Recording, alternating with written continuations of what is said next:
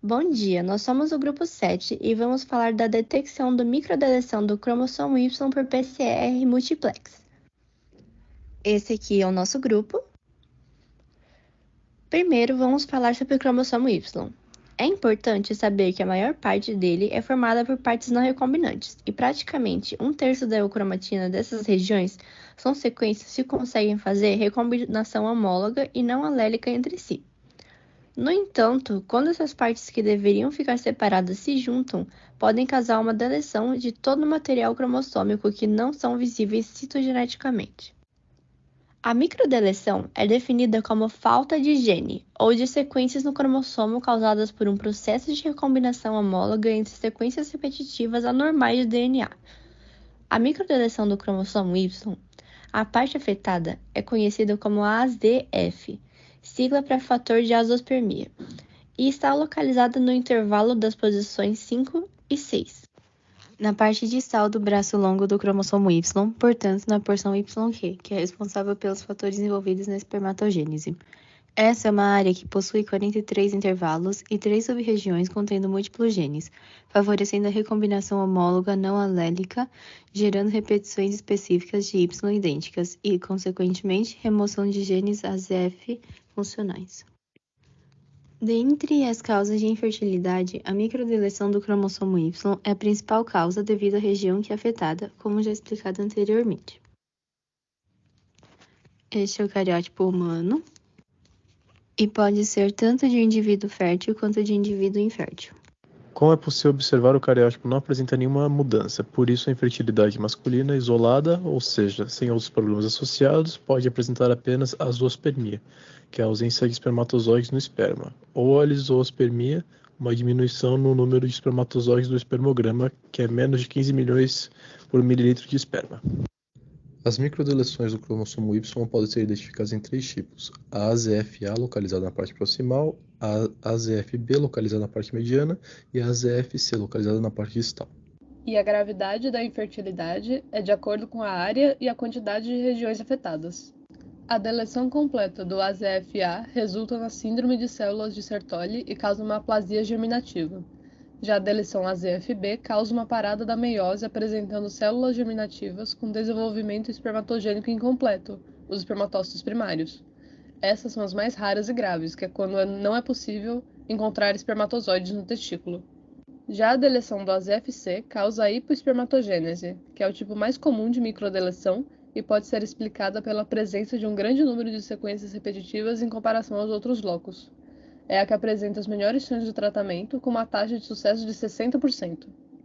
Uma técnica usada para a detecção da microdeleção é o PCR multiplex, que pode amplificar múltiplos alvos genéticos do DNA simultaneamente em uma única reação.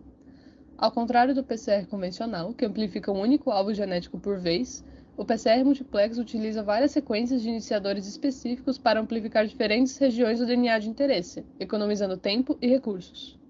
Para que o PCR multiplex tenha sucesso, é preciso que ocorra 5 etapas. Primeiro, a desnaturação do DNA e das sondas de MLPA, seguida de uma hibridização de ambos.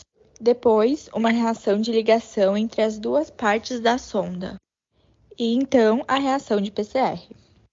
E por fim, a separação dos produtos amplificados por eletroforese capilar, que tem os resultados analisados por meio de um software específico. O mix da reação de PCR multiplex deve conter separadamente ou em um único master mix água ultrapura, livre de DNA, RNA e DNase, Taq polimerase, DNTPs e primers, sendo que os componentes já têm concentrações definidas pelos fabricantes, exceto os primers que precisam ter o TM próximos e produtos amplificados diferentes para que não se anelem. Bom, e além disso, é necessário o uso de 3 primers STS e 2 controles. Então, na configuração do termociclador, a gente coloca 94 graus por 4 minutos, justamente para a desnaturação. Depois, 94 graus por 30 segundos, 59 graus por 30 segundos e 65 graus por 4 minutos para a extensão da fita de DNA, e isso acontece em 32 ciclos. E por fim, a gente coloca 65 graus por 5 minutos, que é a extensão final. Então, o resultado da eletroforese, como a gente pode ver, as marcas das setas elas indicam que houve a deleção do marcador STS correspondente. Então, as bandas são as amostras clínicas inférteis. Bom, então, comparando com os outros tipos de diagnósticos existentes, as vantagens do PCR multiplex são a precisão diagnóstica, o custo acessível e a quantificação simultânea de vários alvos genéticos em uma única reação. No caso de qualquer outra anomalia genética, o aconselhamento genético ele deve ser a primeira opção a ser procurada. Justamente pelo fato de a zoospermia e da oligozospermia serem causadas por uma condição genética.